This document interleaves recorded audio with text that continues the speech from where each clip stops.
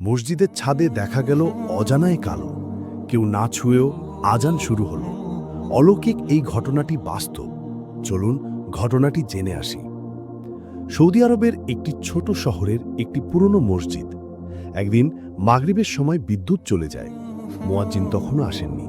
হঠাৎ মসজিদের ছাদ থেকে ভেসে এলো এক জোরালো আলোকরশ্মি, আর সেই সাথে ভেসে এলো আজানের সুর। চারপাশের মানুষ ছুটে আসে, কিন্তু কেউ মাইকে ছিল না। আজানের পর আলোকরশ্মি ধীরে ধীরে মিলিয়ে যায় আকাশে। পরে জানা যায়, সেই মসজিদে প্রতিদিন যে ব্যক্তি আজান দিতেন সেদিন অসুস্থ হয়ে ঘরে ছিলেন। তিনি বলেছিলেন, আজান দিতে না পারার আফসোসে আমি শুধু দোয়া করছিলাম যেন আজান থেমে না যায়।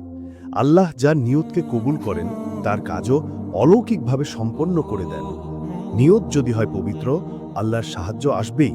বন্ধুরা, ভিডিওটি ভালো লাগলে একটি লাইক দিয়ে চ্যানেলটি সাবস্ক্রাইব করে দিন।